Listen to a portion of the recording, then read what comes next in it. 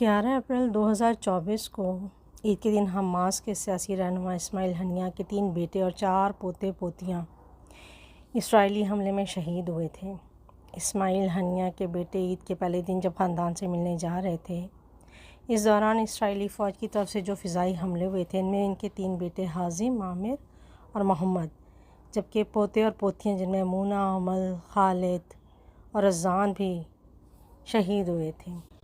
International level پر اس طرح کی wars کو چھیڑ تو دیا جاتا ہے، لیکن جب یہ ایک بار شروع ہو جاتی نا، پھر وہ نسل در نسل چلتی ہیں۔ اب جس طرح سے فلسطین میں جنریشن ٹو جنریشن لوگ مارے گئے ہیں، شہید ہوئے ہیں، اور وہاں کا تقریباً تمام ملک، ان کی معیشت تباہ و برباد ہو گئی۔ مطلب اسرائیل سمجھتا ہے کہ ہم فلسطین جو ہے وہ انہی کا پارٹ ہے، انہی کا حصہ ہے، انہی کا ملک ہے،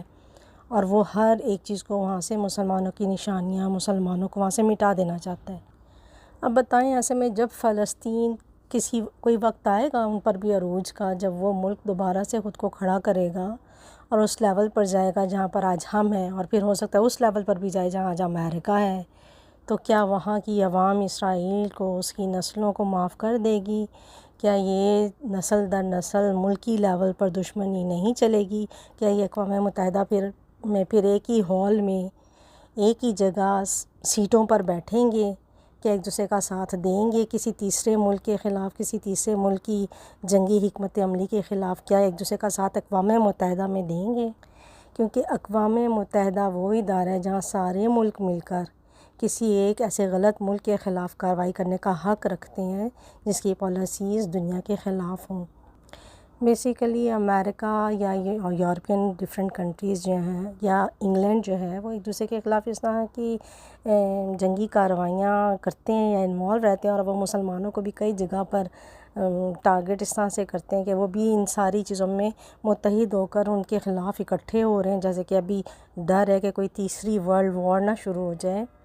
تو اقوام متحدہ کا وجود تو کہیں ویسے بھی نظر نہیں آتا، اور مجھے لگتا ہے کہ اس کو ختم ہی نہ ہو جائے کہیں، کیونکہ کہیں پہ بھی اس کا رول ہمیں ابھی تک نظر نہیں آیا۔ اب جیسے پاکستان، انڈیا، پاکستان نے 1000 قربانیاں دیں، جب پاکستان حاصل کیا، مظالم ہوئے کشمیریوں، مقبوضہ کشمیر میں مظالم ہو رہے ہیں، کیا نسلیں معاف کر دیں گی انڈیا کو یا انڈین آرمی کو؟ یا جب وہ لوگ اپنے پیروں پہ کھڑے ہو جائیں گے، ان کا ملک جو ہے ایک ترقی یافتہ ملک بن جائے گا، کیا ان کی نسلیں معاف کر دیں گی؟ اسرائیل میں خود اتنی بھگدڑ مچی ہوئی ہے اس ٹائم میں، جب میں نیوز دیکھتی ہوں تو دیکھتی ہوں بار بار دکھا رہے ہیں کہ پورا ملک ان کا خالی ہو گیا، ان کی ساری عوام کا جو شرازہ بکھرا ہوا ہے نا اس ٹائم میں، ہر بندہ ڈسٹرب ہے، اپنا ملک چھوڑ کر بھاگ رہا ہے، یا دوسرے ممالک سے بھی وہ بھاگ رہے ہیں، اپنی ایمبیسیز سے رابطہ کر کے کنیکٹڈ فلائٹس لے کر وہ لوگ دوسرے ملکوں کی طرف موو کر رہے ہیں، خود ان کا بھی کچھ نہیں رہا۔ اسرائیل کی اپنی عوام اتنی ڈسٹرب ہے آج کے دور میں، جب کہ معیشت اتنی کمزور ہے پوری دنیا کی، یہ نہیں صرف پاکستان کی، پوری دنیا کی معیشت اتنی کمزور ہے کہ جینا مشکل ہوا ہے، تو کوئی بھی ملک ہو یا اس کی عوام، شاید ان کی آرمی، کسی بھی ملک کی آرمی یا گورنمنٹ تو یہ چیز بیئر کر لے گی اپنے مفاد کے لیے، اپنے آپ کو قائم رکھنے کے لیے کہ وہ جنگ میں خود کو دھکیل دے، لیکن کہیں کی بھی عوام یہ نہیں چاہتی کہ وہ آرام دہ روم کو چھوڑ کر، آرام دہ گھر کو چھوڑ کر وہ جنگ کی حالت میں آئے اور اپنے گھروں سے بھاگے، اپنے بیوی بچوں کو لے کر۔ کوئی بھی عوام، مجھے نہیں لگتا آج کے دور میں چاہتی کہ اس کے ملک کو جنگ میں دھکیلا جائے۔ اسرائیل نے فلسطین کے ساتھ جو کچھ بھی کیا، فلسطین تو تباہ و برباد ہو ہی گیا، اور اللہ کرے گا ایک دن وہ اپنے پیروں پہ دوبارہ کھڑا ہوگا، لیکن اسرائیل کا کیا؟ اسرائیل کی عوام کا کیا؟ اور اب جو عرب ممالک انہوں نے جنگ میں دھکیل رہے ہیں، اگر یہ تیسری ورلڈ وار شروع ہوئی تو پوری دنیا اس کی لپیٹ میں آئے گی۔ لازمات ہے، ہر ملک کے دوسرے ملک کے ساتھ تعلقات ہیں، سیاسی اچھے تعلقات ہیں، تجارتی اچھے تعلقات ہیں، تو اس بیس پر وہ ایک دوسرے کی پھر مدد کرنا مجبوری بن جاتی ہے، تو وہ پھر ہر ملک اس میں شامل ہوگا ایک دوسرے کی مدد کے چکر میں، اور یہ دیکھیں کیا ہوتا ہے اس وقت۔